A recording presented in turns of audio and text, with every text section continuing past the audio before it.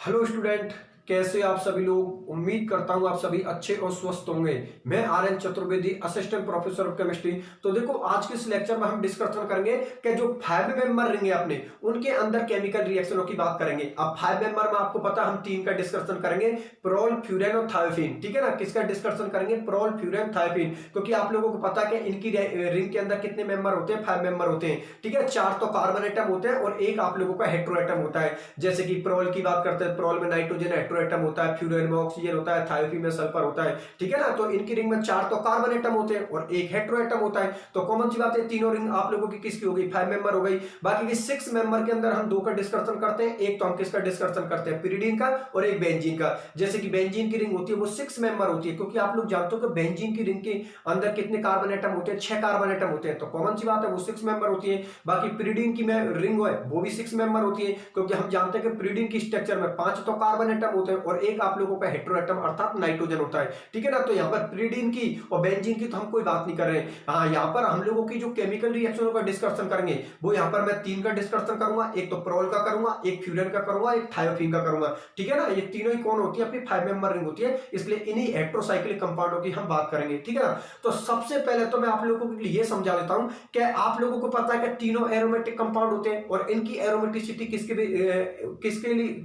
Respect में देखी थी? हमने बेंजीन के रेस्पेक्ट में देखी थी। तो एक काम करते हैं, इन तीनों की कंपैरिजन में किससे कर देता हूं? बेंजीन से। मतलब मैं आप लोगों के लिए ये बता देता हूं कि बेंजीन की कंपेयर में इनकी रिएक्टिविटी कितनी होती है, और अगर रिएक्टिविटी ज्यादा होती है, कम होती है, तो क्यों? भाई मैं ऐसे बोल दूं कि बेंजीन के कंपेयर में इनकी रिएक्टिविटी ज्यादा होती है। बहुत अच्छी बात है, रिएक्टिविटी ज्यादा होती है, लेकिन क्यों?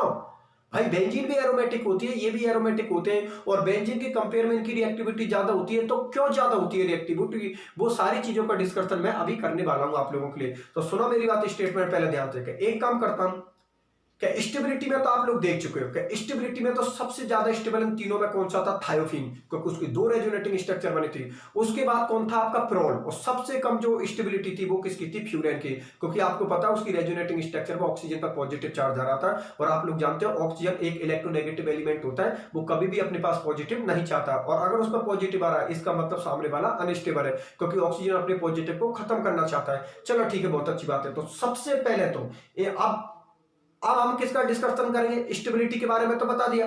अब हम किसका डिस्कशन करेंगे? रिएक्टिविटी का। तीनों में रिएक्टिविटी सबसे ज्यादा किसकी होती है, और इसकी कंपैरिजन में किससे कर देता हूं? बेंजीन से कर देता हूं। तो सुनो मेरी बात ध्यान से, कि बेंजीन के अंदर जो होते हैं, आप लोगों को पता कितने कार्बन एटम होते हैं? 6 कार्बन एटम होते हैं, और बेंजीन के अंदर 6 कार्बन एटमों पर कितने इलेक्ट्रॉन घूमते हैं? 6 इलेक्ट्रॉन घूमते हैं। और आप लोग प्रोल, फ्यूरेन और थायोफिन, इनकी आप लोगों ने रेजोनेटिंग स्ट्रक्चर देखी थी। इन तीनों की रेजोनेटिंग स्ट्रक्चर में कितने कार्बन एटम होते हैं? 4 कार्बन एटम होता है, क्योंकि 5 तो आपका हेटेरो एटम होता है। तो 4 कार्बन एटमों पर कितने इलेक्ट्रॉन घूमते हैं? 6 इलेक्ट्रॉन घूमते हैं, जबकि बेंजीन रिंग में 6 कार्बन एटमों पर 6 इलेक्ट्रॉन घूमते हैं। ध्यान से समझना, ये बहुत अच्छा स्टेटमेंट है, इसको एक्सप्लेन करने का। समझना मेरी बात ध्यान से, कि मैं ये बोल रहा हूं कि इस वक्त जो मैं आप लोगों के लिए समझा रहा हूं, वो मैं क्या बता रहा हूं? रिएक्टिविटी बता रहा हूं। मैं आप लोगों के लिए इनकी क्रियाशीलता बता रहा हूं कि किसकी क्रियाशीलता ज्यादा और किसकी कम है, और इन तीनों की कंपैरिजन मैंने किससे कर दी? बेंजीन से कर दी। तो मैं आप लोगों के लिए पहले स्टेटमेंट क्लियर कर देता हूं कि प्रोल, फ्यूरेन और थायोफिन, इन तीनों की रिएक्टिविटी बेंजीन से क्या होती है? ज्यादा होती है।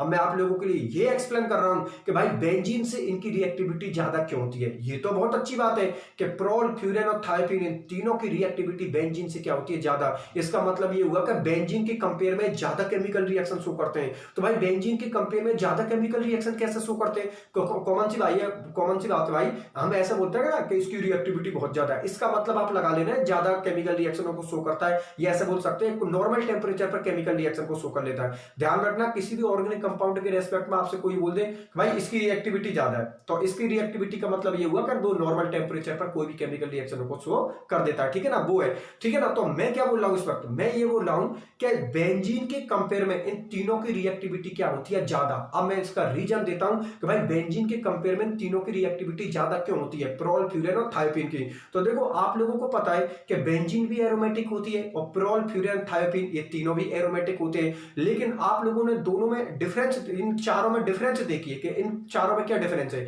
ये डिफरेंस है यहाँ पर कि आप जब बेंजीन की रेजोनेटिंग स्ट्रक्चर बनाते हो, बेंजीन के अंदर 6 कार्बन एटमों पर कितने इलेक्ट्रॉन घूमते हैं? 6 इलेक्ट्रॉन घूमते हैं। बिल्कुल सही बात है, क्योंकि बेंजीन के अंदर कितने कार्बन एटम होते हैं? 6 कार्बन एटम होते हैं और 6 कार्बन एटमों पर कितने इलेक्ट्रॉन घूमते हैं? 6 इलेक्ट्रॉन घूमते हैं। लेकिन प्रोल, फ्यूरेन और थायोपीन इन तीनों के अंदर कितने कार्बन एटम होते हैं? 4 कार्बन एटम होते हैं और 4 कार्बन एटमों पर कितने इलेक्ट्रॉन घूमते हैं? 6 इलेक्ट्रॉन घूमते हैं। तो मुझे एक बात बताओ यार, रिएक्टिविटी बेंजीन की ज्यादा होगी कि इनकी ज्यादा होगी? अरे भैया इनकी ज्यादा होगी। क्यों? क्योंकि 4 कार्बन एटमों पर कितने इलेक्ट्रॉन घूम रहे हैं? 6 इलेक्ट्रॉन घूम रहे हैं। तो वो तो कहीं पर भी केमिकल रिएक्शन शो कर देंगे, क्योंकि आपको पता है 2 इलेक्ट्रॉन एक्स्ट्रा चल रहे हैं। एक्स्ट्रा चल रहे तो वो किसी से रिएक्शन करना चाहेंगे तो कॉमन सी बात है कि बेंजीन के कंपेयर में इनकी रिएक्टिविटी क्या होती है? ज्यादा। एक बार फिर से सुनना भैया इस रीजन को। मेरा स्टेटमेंट ये है, इस वक्त मैं किसको एक्सप्लेन कर रहा हूं? रिएक्टिविटी को, क्रियाशीलता को एक्सप्लेन कर रहा हूं। और इनकी कंपेरिजन तीनों की मैंने किससे कर दी? बेंजीन से। तो मैंने ये चीज मैंने पहले ही बता दी कि बेंजीन के कंपेयर में इन तीनों की रिएक्टिविटी क्या होती है? ज्यादा होती है, अर्थात बेंजीन से ज्यादा केमिकल रिएक्शन को शो करते हैं। अब मैं ये चीज समझा देता हूं कि बेंजीन से ज्यादा केमिकल रिएक्शन कैसे शो करते हैं। तो आप लोगों को पता है कि जब बेंजीन की रेजोनेटिंग स्ट्रक्चर बनाते हो तो बेंजीन के अंदर 6 कार्बन एटमों पर कितने इलेक्ट्रॉन घूमते हैं? 6। लेकिन प्रोल, फ्यूरेन और थायोपीन की जब रेजोनेटिंग स्ट्रक्चर बनाते हो तो उनकी रेजोनेटिंग स्ट्रक्चर में कितने कार्बन एटम होते हैं? 4 कार्बन एटम होते हैं और उन 4 कार्बन एटमों पर कितने इलेक्ट्रॉन घूम रहे हैं? 6 इलेक्ट्रॉन घूम रहे हैं। तो एक बात बताओ यार, अपने आप स्टेटमेंट निकल ही गया कि बेंजीन के कंपेयर में इनकी रिएक्टिविटी क्या होती है? ज्यादा, क्योंकि बेंजीन में 6 कार्बन एटमों पर 6 इलेक्ट्रॉन घूम रहे हैं, जबकि प्रोल, फ्यूरेन और थायोपीन इनके अंदर कितने कार्बन एटम होते हैं? 4 कार्बन एटम होते हैं, जिन पर कितने इलेक्ट्रॉन घूमते हैं? 6 इलेक्ट्रॉन घूमते हैं। ये तो इनका मैंने क्या दे दिया? रीजन दे दिया कि भाई बेंजीन के कंपेयर में तीनों की रिएक्टिविटी ज्यादा होती है। और तीनों की रिएक्टिविटी क्यों ज्यादा होती है वो मैंने आप लोगों के लिए एक्सप्लेन कर दिया। चलो ठीक है, बहुत अच्छी बात है। अब तीनों की कंपेरिजन बेंजीन से हो चुकी है और रीजन भी हम लोगों को मिल चुका है। चलो ठीक है, बहुत अच्छी बात है। अब डिस्कशन करते हैं कि भाई इन तीनों में सबसे ज्यादा रिएक्टिविटी किसकी होती है? ये तो बहुत अच्छी बात है कि भाई बेंजीन से कंपैरिजन कर दिया आप लोगों ने, तो बेंजीन से इनकी रिएक्टिविटी ज्यादा होती है। लेकिन अब आपस में कंपटीशन करवा देते हैं, इन तीनों का आपस में कंपटीशन करवा देते हैं और ये देखते हैं कि इन तीनों में सबसे ज्यादा रिएक्टिविटी किसकी होगी। तो मैं आप लोगों के लिए बता देता हूं कि इन तीनों में जो सबसे ज्यादा रिएक्टिव होगा वो होगा प्रोल, ठीक है ना। उसके बाद कौन होगा? फ्यूरेन। और सबसे कम कौन होगा? थायोपीन। क्योंकि आप लोग जानते हो कि थायोपीन के बारे में तो हम पहले भी डिस्कशन कर चुके हैं। क्या कि थायोपीन की जो 2 रेजोनेटिंग स्ट्रक्चर मिलती है उसकी अनुनाद ऊर्जा, रेजोनेंस एनर्जी का मान ज्यादा निकलता है और ज्यादा रेजोनेंस एनर्जी का मान निकलने की वजह से वो स्टेबल होता है। और वहां पर ही हम लोगों ने डिस्कशन किया कि नॉर्मल टेम्परेचर पर थायोपीन कोई भी केमिकल रिएक्शन शो नहीं करता, अर्थात दोनों के कंपेयर में वो ज्यादा स्टेबल होता है। ज्यादा स्टेबल होने की वजह से थायोपीन नॉर्मल कंडीशन में कोई भी केमिकल रिएक्शन शो नहीं करता, ठीक है ना। तो सबसे ज्यादा स्टेबिलिटी किसकी बताई थी मैंने? सबसे ज्यादा स्टेबिलिटी बताई थी मैंने किसकी? थायोपीन की। उसके बाद मैंने किसकी बताई की? प्रोल की। और सबसे कम स्टेबिलिटी मैंने किसकी बताई की? फ्यूरेन की, ठीक है ना। अब रिएक्टिविटी ऑर्डर में सबसे ज्यादा रिएक्टिव कौन होगा आप लोगों का? प्रोल होगा, उसके बाद फ्यूरेन होगा, फिर थायोपीन होगा। सबसे कम इनके अंदर जो रिएक्टिविटी होगी वो किसकी होगी? बेंजीन की होगी, ठीक है ना। तो मैं यहां पर ऑर्डर लिख देता हूं, उसके बाद डिस्कशन करते हैं। सबसे ज्यादा रिएक्टिव या क्रियाशीलता होती है प्रोल की, ठीक है। सब चीज का रीजन दूंगा, टेंशन मत लो। प्रोल, उसके बाद फिर कौन होता है? फ्यूरेन, ठीक है ना। फिर कौन होता है आप लोगों का? थायोपीन, ठीक है ना। थायोपीन। उसके बाद आप लोगों का कौन होगा? फिर थायोपीन के बाद फिर कौन होगा आप लोगों का? बेंजीन, ठीक है ना। उसके बाद कौन होगा आप लोगों का? बेंजीन। इस तरीका से इनका रिएक्टिव ऑर्डर होता है। सबसे ज्यादा कौन होता है? प्रोल, फिर कौन होता है? फ्यूरेन, फिर थायोपीन और सबसे कम कौन होता है? बेंजीन। इधर देखिए आप लोग, सुनो मेरी बात ध्यान से। सबसे ज्यादा मैंने रिएक्टिव किसको बताया? प्रोल का। मतलब प्रोल तो नॉर्मल टेम्परेचर पर ही बहुत सारी केमिकल रिएक्शनों को शो कर देता है। उसके बाद किसकी होती है? फ्यूरेन की। मतलब उससे कम किसकी? सबसे ज्यादा किसकी होती है? प्रोल की। उससे कम किसकी होती है? फ्यूरेन की। फिर कम किसकी होती है? थायोपीन की। और सबसे कम रिएक्टिविटी इन तीनों के कंपेयर में किसकी होती है? बेंजीन की। मतलब सबसे ज्यादा रिएक्टिविटी किसकी होती है? प्रोल की। और सबसे कम किसकी होती है? बेंजीन की। तो यहां तक तो कुछ ही स्टूडेंट को कोई दिक्कत नहीं है, बेंजीन उनको समझ में आ गई, क्योंकि बेंजीन के अंदर कितने कार्बन एटम होते हैं? 6 कार्बन होते हैं। और कितने इलेक्ट्रॉन घूमते हैं? 6 इलेक्ट्रॉन घूमते हैं। इनकी रिंग के अंदर कितने कार्बन एटम होते हैं? 4 कार्बन एटम होते हैं और उन पर कितने इलेक्ट्रॉन घूमते हैं आप लोगों को? 6 इलेक्ट्रॉन। तो ये बात तो समझ में आ गई कि ठीक है सर कोई दिक्कत नहीं है, ये बात समझ में आ गई कि इसकी रिएक्टिविटी कम होगी और तीनों की रिएक्टिविटी ज्यादा होगी। लेकिन कुछ स्टूडेंट बैठे बैठे ये दिमाग लगा रहे हैं कि सर एक बात बताओ हम, कि जब आपने इनकी रेजोनेंस स्ट्रक्चर बनाई थी तो वहां पर आप लोगों ने देखा था कि इसकी जो एनर्जी आ रही थी, इसकी कितनी आ रही थी आपको पता है 87.8, इसकी कितनी आ रही थी 87.8, इसकी कितनी आ रही थी 71.1 और इसकी कितनी आ रही थी 117 kilo joule mole inverse, kilo joule mole inverse, इसकी भी किलो जूल मोल इनवर्स और इसकी भी किलो जूल मोल इनवर्स। अब समझो मेरी बात ध्यान से, एक बार फिर से समझ लेना, इन चारों के अंदर सबसे ज्यादा रिएक्टिविटी किसकी होती है प्रॉल की, उसके बाद में किसकी होती है फ्यूरेन की, फिर किसकी होती है थायोपिन की, और सबसे कम रिएक्टिविटी किसकी होती है बेंजीन की। और समझ में भी आ रहा है, बिल्कुल समझ में आ रहा है कि बेंजीन रिंग में 6 कार्बन एटमों पर 6 इलेक्ट्रॉन घूमते हैं और इन तीनों के अंदर 4 कार्बन एटम पर 6 इलेक्ट्रॉन घूम रहे हैं, तो कॉमन सी बात है इनकी रिएक्टिविटी ज्यादा होगी कंपेयर टू बेंजीन की। यहां तक तो किसी को कोई प्रॉब्लम नहीं है। लेकिन अब कुछ स्टूडेंटों को कंफ्यूज ये हो रहा है कि सर एक बात बताओ, आप ऐसे बोल रहे थे कि वहां पर प्रॉल की जो रेजोनेंस एनर्जी का मान 87.8 आ रहा था, प्रॉल का कितना आ रहा था 71.1 और थायोपिन का कितना आ रहा था 117, तो थायोपिन भी हम लोगों के समझ में आती है, क्योंकि कॉमन सी बात है थायोपिन सबसे ज्यादा स्टेबल होगा तो कॉमन सी बात है वो नॉर्मल टेंपरेचर पर कोई भी केमिकल रिएक्शन शो नहीं करेगा, तो थायोपिन भी सर हमारा समझ में आता है, कोई दिक्कत नहीं है, क्योंकि कॉमन सी बात है वो इन दोनों कंपेयर में स्टेबल होगा तो नॉर्मल टेंपरेचर पर वो कोई भी केमिकल रिएक्शन शो नहीं करता। तो ये भी आप लोगों को समझ में आता है कि थायोपिन का बिल्कुल स्टेबिलिटी ज्यादा होगी तो कॉमन सी बात है उसकी रिएक्टिविटी कम होगी। लेकिन कंफ्यूज काफी स्टूडेंटों को ये होता है कि सर एक बात बताओ, इसकी 71.1 होती है और इसकी 87.8 होती है और स्टेबिलिटी में प्रॉल ज्यादा स्टेबल होता है कंपेयर टू फ्यूरेन के, तो इसका मतलब तुम्हारा क्वेश्चन यही तो हुआ कि सर यहां पर जो सबसे ज्यादा रिएक्टिविटी फ्यूरेन की होनी चाहिए कंपेयर टू प्रॉल के, क्योंकि प्रॉल के लिए जो रेजोनेंस एनर्जी का मान है ज्यादा निकल रहा है, तो प्रॉल अगर ज्यादा स्टेबल होगा तो कॉमन सी बात उसकी रिएक्टिविटी कम होनी चाहिए। यही चल रहा है ना तुम्हारे दिमाग में, तो मैं आप लोगों के लिए बता देता हूं भैया, समझो आप लोग कि प्रॉल की जो रिएक्टिविटी है वो फ्यूरेन से ज्यादा होती है, यहां पर रेजोनेंस एनर्जी से कोई मतलब नहीं है, क्योंकि आप लोग जानते हो कि अगर यही तो नहीं चाहता फ्यूरेन, यही तो नहीं चाहता कि उसकी रेजोनेटिंग स्ट्रक्चर हो, क्योंकि फ्यूरेन को पता है कि रेजोनेंस से जो स्ट्रक्चर मेरी बनेगी वहां पर मेरे पास कौन सा चार्ज आएगा पॉजिटिव, तो इसका मतलब ये निकला कि अगर दोनों की कंपैरिजन करें तो फ्यूरेन नहीं चाहेगा कि पहले मेरी केमिकल रिएक्शन शो हो, क्योंकि उसको पता है कि मेरी केमिकल रिएक्शन शो होगी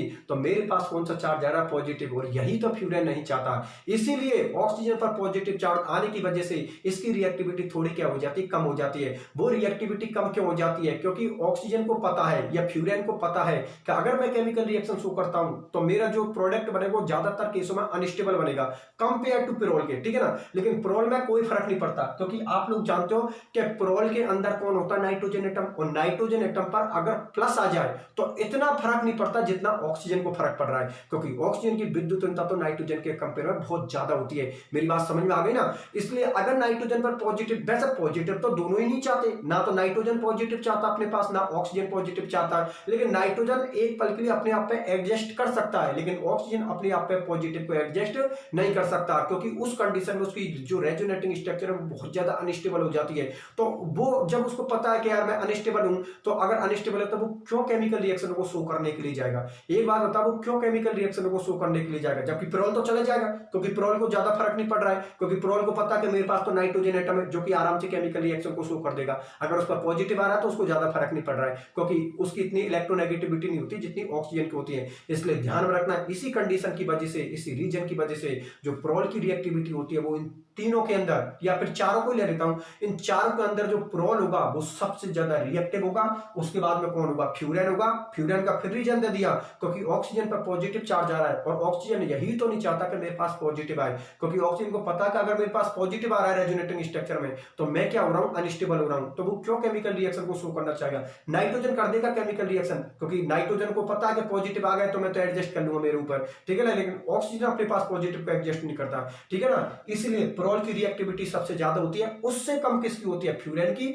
और उससे कम किसकी होती है, थायोपिन की। तो उसकी तो होनी भी चाहिए थायोपिन की, क्योंकि उसकी दो रेजोनेटिंग स्ट्रक्चर बनी, एक तो पी ऑर्बिटल वाली और एक डी ऑर्बिटल वाली, तो कॉमन सी बात है तो बहुत ज्यादा स्टेबल हो गया, और स्टेबल हो गया तो नॉर्मल टेम्परेचर पर तो कोई भी केमिकल रिएक्शन शो नहीं करेगा, इसका मतलब इसकी रिएक्टिविटी कम है, ठीक है ना। और इन तीनों के कंपेयर में सबसे कम रिएक्टिव होगा बेंजीन। आगे मेरी बात समझ में, मतलब अगर इन चारों की रिएक्शन करवाएं तो सबसे पहले केमिकल रिएक्शन को कौन शो करेगा, पेरोल, उसके बाद फ्यूरेन, फिर उसके बाद कौन करेगा, थायोपिन, और सबसे कम कंडीशन में कौन करेगा आप लोगों का बेंजीन। और वैसे एक चीज आप लोगों को पता है कि सभी कौन सी अभिक्रिया शो करते हैं, इलेक्ट्रॉन स्नेह प्रतिस्थापन अभिक्रिया, अर्थात इन पर पहला अटैक किसका होता है, इलेक्ट्रोफाइल का होता है। मेरी बात आप लोग को अच्छी तरीके से समझ में आ गई। ये सारी चीज तो मैंने आप लोगों के लिए समझा रखी है कि इन पर पहला अटैक कौन करता है? इलेक्ट्रोफाइल करता है, ठीक है ना। इन पर पहला अटैक कौन करता है? इलेक्ट्रोफाइल करता है। यहां तक किसी भी स्टूडेंट को कोई तकलीफ नहीं है ना। इसलिए इनकी वैसे भी एरोमेटिक कंपाउंडों की मेन केमिकल रिएक्शन कौन से होते हैं? इलेक्ट्रॉन स्नेह प्रतिस्थापन अभिक्रिया, मतलब इलेक्ट्रोफिलिक सब्स्टिट्यूशन रिएक्शन। तो यहां तक तो किसी भी स्टूडेंट को कोई दिक्कत नहीं है। चलो ठीक है, यहां तक तो किसी भी स्टूडेंट को कोई दिक्कत नहीं है। आप सुनो मेरी बात ध्यान से, क्या इनकी इलेक्ट्रॉन स्नेह प्रतिस्थापन अभिक्रिया को कौन कौन से समूह प्रभावित करते हैं? मतलब कौन कौन से, जैसे कि माने समूह का मतलब ग्रुप की बात कर रहे हैं, जैसे कि मान प्रोल, फ्यूरेन, थायोफीन से मैंने कोई प्लस आर वाला ग्रुप जोड़ दिया, तो प्लस आर वाला ग्रुप इनकी इलेक्ट्रॉन स्नेह प्रतिस्थापन अभिक्रिया मतलब इलेक्ट्रोफिलिक सब्स्टिट्यूशन रिएक्शन को घटा रहा है या बढ़ा रहा है। अगर इनकी रिंग से मैंने कोई माइनस आर वाला ग्रुप जोड़ दिया तो वो इनकी रिएक्टिविटी को घटा रहा है, बढ़ा रहा है। इस चीज पर मैं आप लोगों से डिस्कशन कर लेता हूं। मतलब अगर इनकी रिंग से कोई प्लस आर वाला ग्रुप जोड़ देता हूं तो वो उनकी इलेक्ट्रॉन स्नेह प्रतिस्थापन अभिक्रिया पर क्या इफेक्ट करेगा, मतलब बढ़ाएगा या घटाएगा। और अगर इन तीनों की रिंग से मैं कोई माइनस आर वाला कोई ग्रुप जोड़ दूं तो वो इनकी केमिकल रिएक्शन की मतलब जो इलेक्ट्रॉन स्नेह प्रतिस्थापन अभिक्रिया है उसकी रिएक्टिविटी को घटाएगा बढ़ाएगा। इस चीज पर डिस्कशन कर लेता हूं।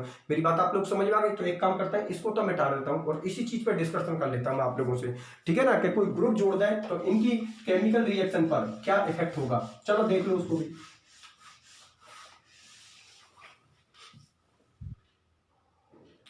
इधर देखिए, देखो सुनो मेरी बात ध्यान से। सबसे पहले तो मैं आप लोगों के लिए बता देता हूं प्लस आर और माइनस आर के बारे में, ठीक है ना। उसके बाद इनको इन रिंगों से जोड़ के हम समझते हैं कि कौन से इफेक्ट तो मतलब प्लस आर वाले घटाएंगे बढ़ाएंगे, माइनस आर वाले घटाएंगे बढ़ाएंगे, ठीक है ना। तो सबसे पहले तो मैं प्लस आर और माइनस आर के बारे में बता देता हूं। देखो भैया, एक तो प्लस आर इफेक्ट होता है, इसको या प्लस एम भी बोल सकते हो, ठीक है ना। आर का मतलब क्या होता है? रेजोनेंस, और एम का मतलब कौन होता है? मीजोमेर इफेक्ट। दोनों का मतलब एक ही होता है। प्लस आर बोल दो या आप लोग प्लस एम बोल दो, दोनों का मतलब एक ही होता है। आर का मतलब रेजोनेंस होता है और एम का मतलब कौन होता है? Mesomeric effect. आगे में बात समझिए, कुछ भी बोल दो आप लोगों का सही है, दोनों का मतलब एक ही होता है। जैसे कि इसके लिए एग्जाम्पल होते हैं, जैसे कि मैं बात करता हूं OH, NH2, और कौन से हो सकते हैं आप लोगों के OR, ठीक है ना। और भी TC एक्सेट्रा बहुत सारे हो सकते हैं। और जिनके इफेक्ट माइनस आर या क्या होता है माइनस एम, उन पे एग्जांपल के तौर पर जैसे COOH, आपका NO2 हो गया, CH हो गया, और भी TC एक्सेट्रा बहुत सारे हो सकते हैं, ठीक है। सुनो मेरी बात ध्यान से। अब मैं आप लोगों के लिए ये बता देता हूं कि प्लस आर या प्लस एम, मैं एक बार फिर बता देता हूं। आर का मतलब होता है रेजोनेंस और एम का मतलब होता है मीजोमेरिक इफेक्ट, ठीक है ना। आर का मतलब कौन होता है? रेजोनेंस इफेक्ट, और एम का मतलब होता है मीजोमेरिक इफेक्ट, ठीक है ना। तो कुछ बुकों में तो प्लस आर लिखा होता है, कुछ बुकों में प्लस एम लिखा होता है, तो इससे कंफ्यूज मत होना, दोनों का मतलब एक ही है। आप प्लस आर लिख दो या प्लस एम लिख दो, दोनों ही आप लोगों के सही है, कोई फर्क नहीं पड़ता, ठीक है ना। क्योंकि कुछ बुकों में तो प्लस आर लिख रखा है, कुछ बुकों में प्लस एम लिख रखा है, फिर स्टूडेंट पूछते हैं बुकों को, तभी तो बोलता हूं बुक हमेशा कंफ्यूज करती हैं, ठीक है ना। क्योंकि कुछ इस बुक को पढ़ोगे उसकी लैंग्वेज अलग होगी, उस बुक को पढ़ोगे उसकी लैंग्वेज अलग होगी। इसलिए सबसे बेस्ट अपने नोट्स हैं, क्योंकि नोट्सों से आपको पता है एक ही जगह से क्लियर करना है। जितनी ज्यादा बुक पढ़ोगे ना आप लोग, उतना ही ज्यादा आपका कंफ्यूज होगा और आप लोगों का जो सिलेक्शन का रेशो उतना ही ज्यादा घटता जाएगा, क्योंकि दिमाग में बहुत सारा कचरा इकट्ठा हो जाएगा। इस चीज को तो मैं आप लोगों से ऑफलाइन क्लास में बोलता हूं, ठीक है। किसी एक चीज को फोकस कीजिए, क्योंकि एक बात होता है, हम जो नोट्स बनाते हैं वो सभी किताबों का एक मिक्स करके तरीका से फिर अपने पूरे दिमाग के यूज करते हुए फिर नोट्सों को बनाते हैं, तो नोट्स ही सबसे बेस्ट है। वो तो एक दूसरी बात है कि नोट्सों के अलावा भी थोड़ा बहुत आप पढ़ना चाहते तो बुक यूज कर सकते हो, नहीं अदरवाइज नोट्स पहली प्रायोरिटी, ठीक है ना। जिन स्टूडेंटों के एवरेज ज्यादा होते हैं, जिनके ज्यादा नंबर आते हैं, वो ज्यादातर नोट्सों को ही पढ़ते हैं, ठीक है ना, क्योंकि उनको पता है नोट्सों के अंदर सब कुछ लिखवा रखा है, ठीक है ना। अब एक बात बताओ यार, जैसे कि मैं यहाँ पर कार्बन की 4 वैलेंसी बता रहा हूं, तो आप लोग पता किसी भी बुक को पढ़ लो वो 4 ही बताएगा, ऐसा तो नहीं कोई बुक कार्बन की 5 वैलेंसी कर देगा। समझाने का तरीका सबका अलग अलग होता है, ठीक है ना। आगे बात सही है। इसलिए कुछ बुकों में ये प्लस आर लिखा होता है, कुछ बुकों में ये प्लस एम लिखा होता है, कभी कंफ्यूज मत होना। प्लस आर और प्लस एम का मतलब एक ही है, ठीक है ना। आर को रेजोनेंस बोलते हैं और एम को मीजोमेरिक इफेक्ट बोलते हैं। अब देखो प्लस आर का मतलब होता है जो रिंग को इलेक्ट्रॉन डोनेट करते हैं। मैं इधर बताता हूं आप लोगों को, प्लस आर का मतलब होता है जो रिंग को इलेक्ट्रॉन डोनेट करते हैं। प्लस आर का मतलब क्या होता है? जो रिंग को इलेक्ट्रॉन डोनेट करते हैं, मतलब इलेक्ट्रॉन देने वाले। और माइनस आर का या माइनस एम का मतलब होता है जो रिंग से इलेक्ट्रॉन खींचते हैं। अब समझना दोनों को, मैं समझाता हूं आप लोगों को कि इन दोनों की अगर ये देखूं कि अगर मैं इन तीनों की रिंग से, मैं लिख देता हूं, पहले तीनों को लिख ही देता हूं। एक तो मैं किसको लिख देता हूं? प्रोल को लिख देता हूं। एक तो मैं किसको लिख देता हूं? प्रोल को लिख देता हूं। एक मैं किसको लिख देता हूं? फ्यूरेन को लिख देता हूं। और एक मैं किसको लिख देता हूं? थायोफिन को लिख देता हूं, ठीक है ना। एक मैं किसको लिख देता हूं? थायोफिन को। इधर देखिए, तीनों को लिख दिया, नाम लिख देता हूं, प्रोल, फ्यूरेन, और ये हो गया आपका थायोफेन। ठीक, अब देखो सुनो मेरी बात ध्यान से, प्लस आर या प्लस एम का मतलब होता है जो रिंग को इलेक्ट्रॉन डोनेट करते हैं, और माइनस आर या माइनस एम का मतलब होता है जो रिंग से इलेक्ट्रॉन मांगते हैं। ठीक, मांगते हैं। और आपको ये पहले से ही पता है कि प्रोल, फ्यूरेन, थायोफिन या बेंजीन तक की बात करता हूं, ये कौन सी केमिकल रिएक्शन शो करते हैं? इलेक्ट्रॉन स्नेह प्रतिस्थापन अभिक्रिया, मतलब इलेक्ट्रोफिलिक सब्स्टिट्यूशन रिएक्शन, जिनमें पहला अटैक किसको होता है? इलेक्ट्रोफाइल का। ये भी आप लोगों को पता है। तो एक बात बताओ, देखो ध्यान से समझना, कॉन्सेप्ट अभी निकल गया। एक बात बताओ यार, कि अगर मैं इनकी रिंग से कोई माइनस की बात कर लेता हूं, अगर मैं इनकी रिंग से कोई माइनस आर इफेक्ट वाला ग्रुप जोड़ दूं, जैसे प्रोल, फ्यूरेन, थायोफिन से कोई माइनस आर इफेक्ट वाला, जैसे इनसे सपोज करो यहां पर COOH जोड़ दिया, ठीक है ना, यहां पर मैंने किसको जोड़ दिया? COOH को जोड़ दिया। ठीक, मतलब प्रोल, फ्यूरेन, थायोफिन की रिंग से अगर मैं कोई माइनस आर इफेक्ट वाला कोई ग्रुप जोड़ दूं, तो अब ये चीज समझनी हमें कि ये इलेक्ट्रॉन स्नेह प्रतिस्थापन अभिक्रिया की रिएक्टिविटी को घटाएगा बढ़ाएगा। तो एक बात बताओ यार, अभी ये COOH कौन सा इफेक्ट शो कर रहा है? माइनस आर शो कर रहा है, और माइनस आर का मतलब होता है जो रिंग से इलेक्ट्रॉन मांगते हैं, अर्थात रिंग पर कौन सा चार्ज लाते हैं? पॉजिटिव। तो एक बात बताओ, अगर ये रिंग से इलेक्ट्रॉन मांग रहा है, इलेक्ट्रॉन की डायरेक्शन को शो कर दिया मैंने भाई, रिंग से इलेक्ट्रॉन मांग रहा है, तो रिंग से इलेक्ट्रॉन मांग रहा है तो डायरेक्शन किसकी तरफ जा रही है? COOH की तरफ। अर्थात इसका यहां पर कौन सा इफेक्ट होता है? Minus R. Minus R effect की वजह से रिंग से इलेक्ट्रॉन मांगेगा, और अगर रिंग से इलेक्ट्रॉन मांगेगा तो रिंग पर कौन सा चार्ज आएगा? प्लस चार्ज आएगा। और एक बात बताओ, अगर रिंग पर प्लस चार्ज आ रहा है तो क्या इलेक्ट्रोफाइल उस पर अटैक कर लेगा? नहीं, इलेक्ट्रोफाइल कैसे अटैक कर लेगा? क्योंकि आपको पता है कि इलेक्ट्रोफाइल के पास भी कौन सा चार्ज होता है? पॉजिटिव। तो एक बात बता, पॉजिटिव पॉजिटिव तो एक दूसरे को रिपल्सन करते हैं, इसीलिए प्रोल, फ्यूरेन, थायोफिन की रिंग से अगर मैं कोई माइनस आर इफेक्ट वाला ग्रुप जोड़ दूं, अगर प्रोल, फ्यूरेन, थायोफिन की रिंग से अगर मैं कोई माइनस आर इफेक्ट वाला ग्रुप जोड़ दूं, तो वो इलेक्ट्रॉन स्नेह प्रतिस्थापन अभिक्रिया की जो रिएक्टिविटी उसको घटा देते हैं, उसको डिक्रीज कर देते हैं। क्यों? क्योंकि ये रिंग पर कौन सा चार्ज घुमाते हैं? पॉजिटिव, और इलेक्ट्रोफाइल के पास भी कौन सा चार्ज होता है? पॉजिटिव। पॉजिटिव पॉजिटिव एक दूसरे को क्या करेंगे? रिपल्सन करेंगे, और रिएक्शन आप लोगों की आसानी से संपन्न नहीं होगी। अगर रिएक्शन आसानी से संपन्न नहीं होगी, इसका मतलब आपकी रिएक्टिविटी घट गई। चलो ठीक है, लेकिन केस में उल्टा कर देता हूं, अगर इनसे मैं कोई प्लस आर इफेक्ट वाला कोई ग्रुप जोड़ दूं, जैसे सपोज करो यहां पर मैंने किसको जोड़ दिया? OH को जोड़ दिया, ठीक है ना।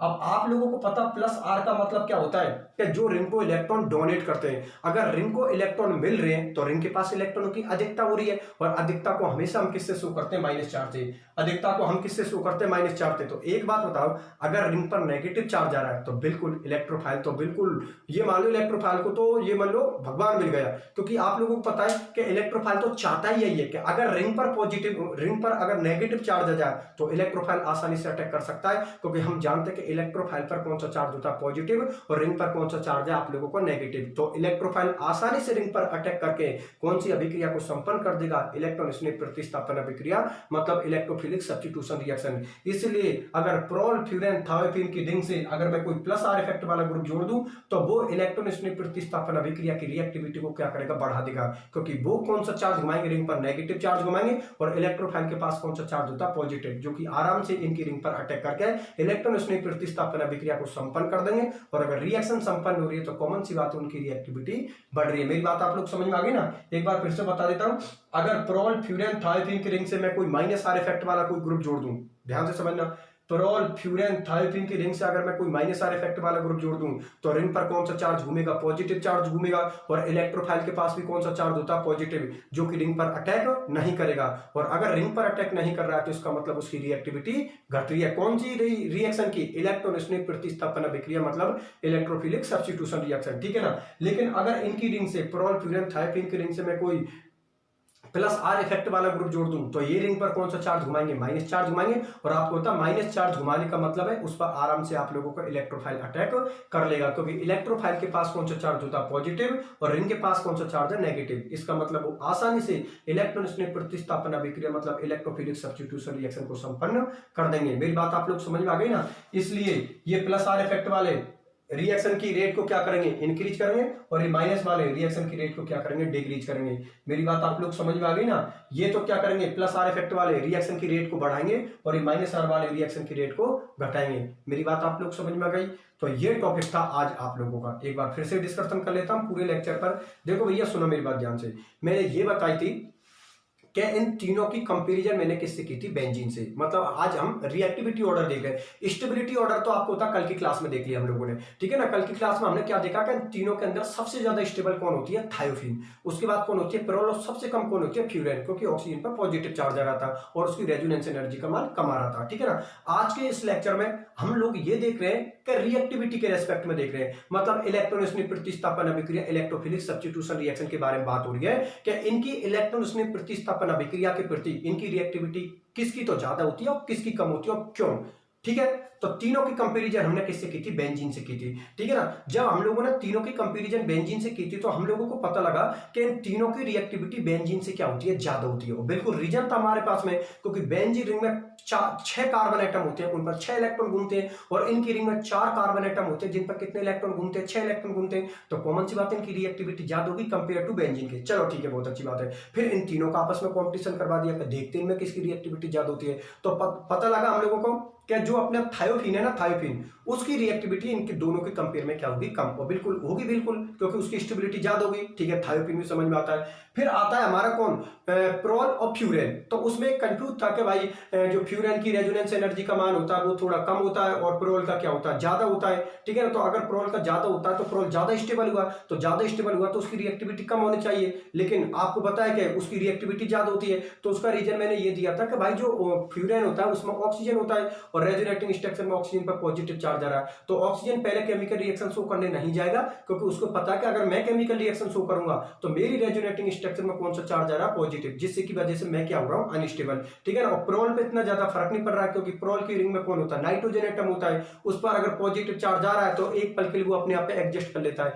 लेकिन ऑक्सीजन अपने पास पॉजिटिव को पसंद नहीं करता, इसलिए प्रोल की सबसे ज्यादा होती है, उसके बाद फ्यूरेन की होती है, प्रोल की सबसे ज्यादा होती है, उससे कम किसकी होती है, फ्यूरेन की, फिर कम किसकी होती है, थायोफिन की, सबसे कम रिएक्टिविटी किसकी होती है, बेंजीन की होती है। और उस सबके लिए मैंने क्या दे दिया, रीजन। चलो ठीक है, ये हमने डिस्कशन कर लिया। उसके बाद हमने देखा कि भाई ये एरोमेटिक कंपाउंड होते हैं तीनों, प्रोल, फ्यूरेन, थायोफिन, ठीक है ना। इनके अंदर हमने डिस्कशन किया था इलेक्ट्रॉन स्नेह प्रतिस्थापन अभिक्रिया, मतलब इलेक्ट्रोफिलिक सब्स्टिट्यूशन रिएक्शन। फिर हम देखते हैं कि भाई इन तीनों पर अगर कोई मैं प्लस आर इफेक्ट वाला कोई ग्रुप जोड़ दूं तो वो इनकी रिएक्टिविटी को घटाएगा बढ़ाएगा, या माइनस आर इफेक्ट वाला कोई ग्रुप जोड़ दूं तो इनकी रिएक्टिविटी को घटाएगा बढ़ाएगा। तो जब मैंने इनकी रिंग से कोई प्लस आर इफेक्ट वाला ग्रुप जोड़ा तो प्लस आर इफेक्ट वाला ग्रुप रिंग पर कौन सा चार्ज लाएगा, नेगेटिव, और इलेक्ट्रोफाइल के पास भी नेगेटिव चार्ज होगा। तो कॉमन सी बात है, इलेक्ट्रोफाइल भाई रिंग पर कौन सा चार्ज होगा, नेगेटिव, और इलेक्ट्रोफाइल के पास कौन सा चार्ज होगा, पॉजिटिव। अगर इलेक्ट्रोफाइल के पास पॉजिटिव और रिंग पर नेगेटिव है तो आप लोगों का इलेक्ट्रोफाइल रिंग पर आसानी से अटैक करके इलेक्ट्रॉन स्नेह प्रतिस्थापन अभिक्रिया को आसानी से संपन्न कर देगा।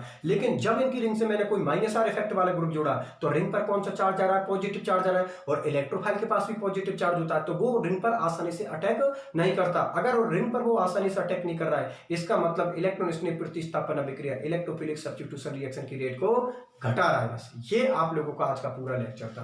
पहले तो ये बात होता, ये बात आप लोग समझ में आई या नहीं आई, ठीक है ना।